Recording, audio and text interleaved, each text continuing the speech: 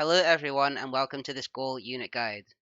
I'm going to be looking at each unit individually and then how these fit into different army compositions. So here is the roster. Similar to the other barbarian factions, it's quite limited with a decent number of infantry units, a small number of ranged units and a mixed bag of cavalry. The Gaul roster is suited to shock tactics and an ambushing guerrilla style of warfare. Most of the units have high attack and low defense, with some having an ability called Warcry, which gives a short-term boost to attack. This means the Gauls have high initial front-loaded damage, but don't last long in a fight due to the low defences. So you want to win battles quickly through ambushing, flanking, and causing mass routs. The Gauls essentially work best in chaotic battles that are disorganised and without a proper front line. The majority of the units are also noted to be excellent at hiding and gain a combat bonus in the woods and snow, which again plays into the ambush style tactics. You want to use the terrain and conditions to your advantage when playing the Gauls. For example, drawing your opponents into the woods so you can surround and ambush them, kill their morale, and get those quick mass routs. Similarly, waiting to the winter to fight instead of the summer will activate the combat bonus in snow that most of your units have. Having said that, I'm now going to run through each unit individually, and we'll start with the peasants. The peasants have very low stats. Their biggest value is in acting as a cheap garrison to sort out public order, and they have limited utility beyond this.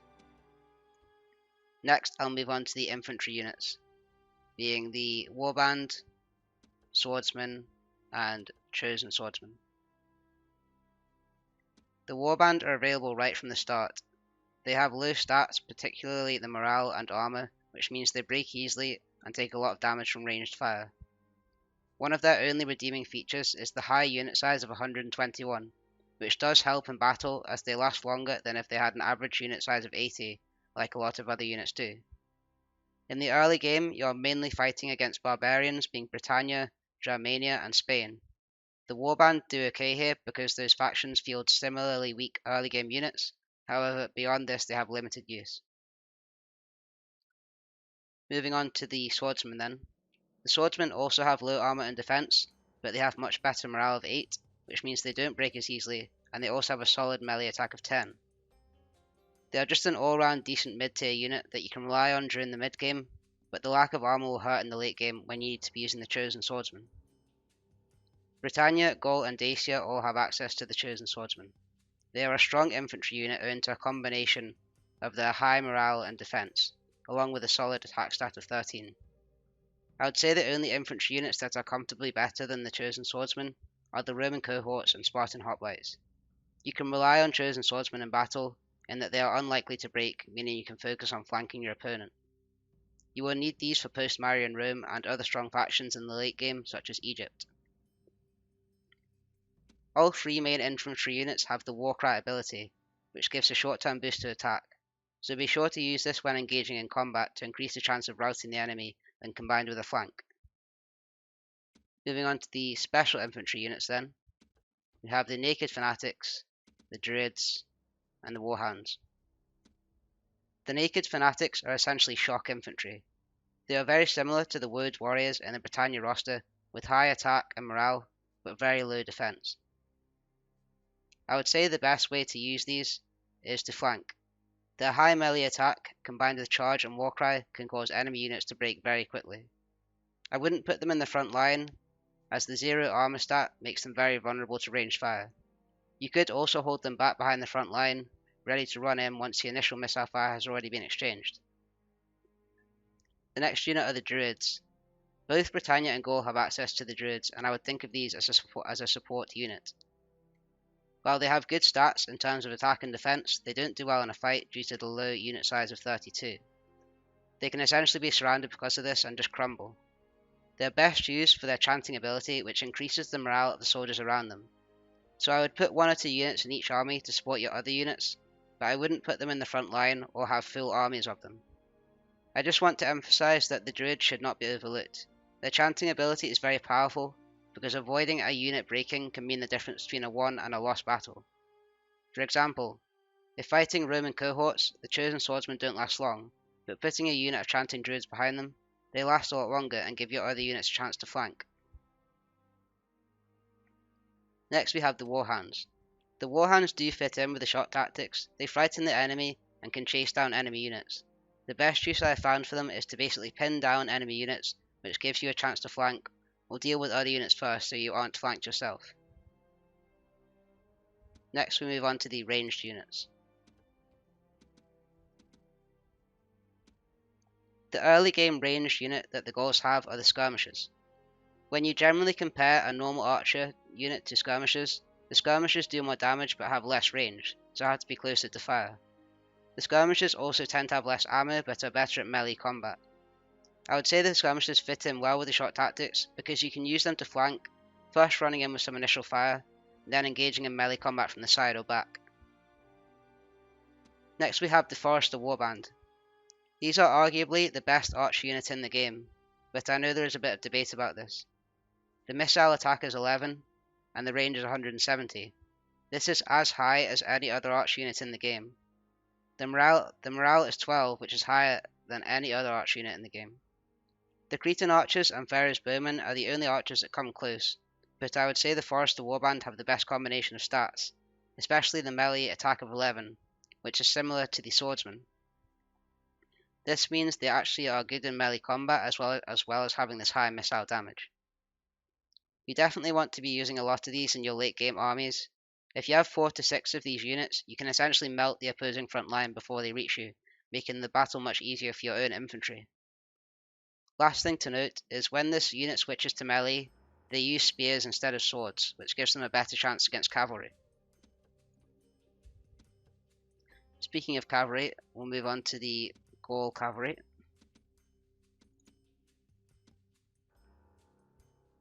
So, I've got mixed feelings on the Barb Cav. They're a very cheap cavalry unit, and for a cheap unit, basically everything about them is good, apart from the morale, which means they break very easily. However, because they are so cheap, they are cost effective, and you can put a lot of them in your armies.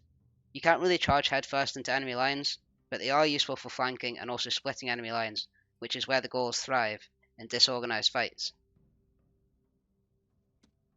The Barbarian Noble Cav gets an important upgrade to morale over the Barbarian Cavalry, with it going up to 8. They have good defense and an average attack stat. The extra defense means you can be a bit more aggressive in terms of attacking infantry units. Overall, they are a decent standard cav unit, but nothing special. Use them for flanking as normal and running down enemy troops. The next two units are general units. The late game general unit is essentially similar to the Noble Cav, but it gets a big increase to morale and a decent increase to attack. Like with the Noble Cav, there isn't much to say. They can hold their own in battle, but they aren't anything special. Having run through the units then, I would like to move on to some different army compositions.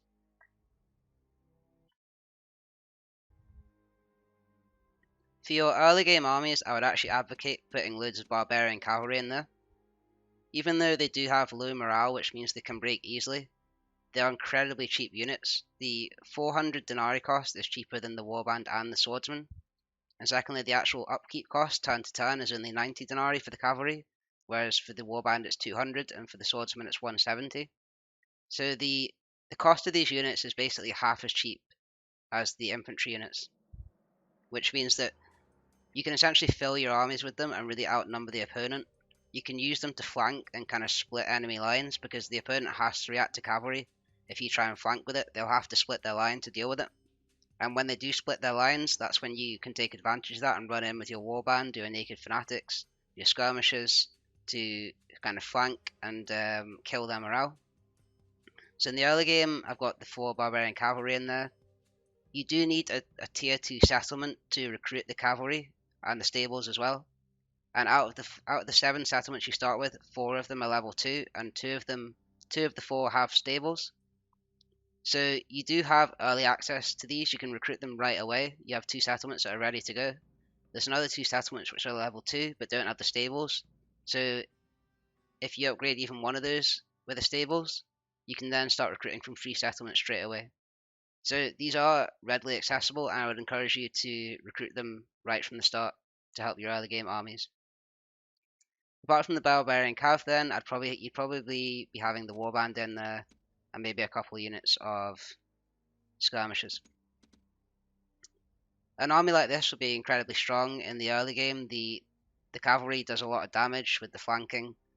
The warband is fairly solid in the early game when you're fighting against other barbarians, and the skirmishers are also quite good at flanking as well. They've got good missile attack damage, so they're quite front loaded, and they can flank pretty easily as well.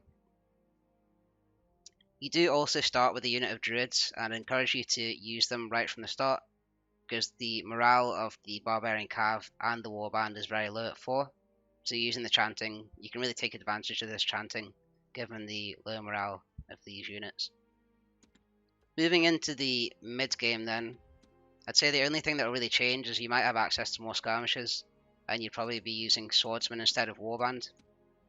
The swordsmen are a big upgrade on the warband. They've got higher defense, much higher morale, and better attack, so definitely take advantage of these as soon as possible. In the mid game, you're probably still using barbarian cavalry because you need a tier 3 settlement to get the noble cavalry, but these are still fine in the mid game. And you'd probably still be using the skirmishers because the Forest Warband also require a tier 3 settlement. So, I mean, an army like this in the mid game will be fine. You also might have some naked fanatics in there as well, which are quite good for flanking. But yeah, I'd say an army like this in the mid game would be suitably strong to take on most factions. Might have a bit of trouble with the Romans, but on the whole, this would be a good army, I think. Moving into the late game then, almost everything upgrades, so you'd be using your chosen swordsmen for sure. They are the elite infantry with the higher defense and high morale. Definitely want to be using these as soon as possible. You'd have your Forester Warband as one of the best arch units in the game. I would have as many units of these as possible in armies, because when the front line is coming towards you, the opposing front line, if you're raining down missiles from Forester Warband, you can essentially melt their front line before they get to you, which makes it much easier for infantry to win once they get to you. You'd also be wanting to have the Barbarian Noble Cav, the upgraded cavalry. So as I was saying before, these are a decent upgrade over the Barbarian Cavalry. The most important upgrade is the morale of 8, so you can be a bit more aggressive and charge into enemy lines, and they won't break as easily. The defense of 15 is also solid as well, which kind of lends itself to the argument that you can just be more aggressive with them. And lastly, I think you'd want some druids in there as well, just to help the chosen swordsman hold the line and not break. The Gaul endgame army is actually very strong. The archers are some of the best in the game, as we said. The chosen swordsman is solid, and the cavalry is also pretty solid. A late game army such as this should be able to take on most factions, no bother. In terms of other potential armies, there is an argument that you could use, a whole stack of Forester Warband, just because they have that high melee attack. So as well as being able to use ranged fire, they can also engage in melee combat, and if you had a whole stack of them, you'd be able to do a huge amount of damage before the enemy actually reached you and was able to fight you in melee combat.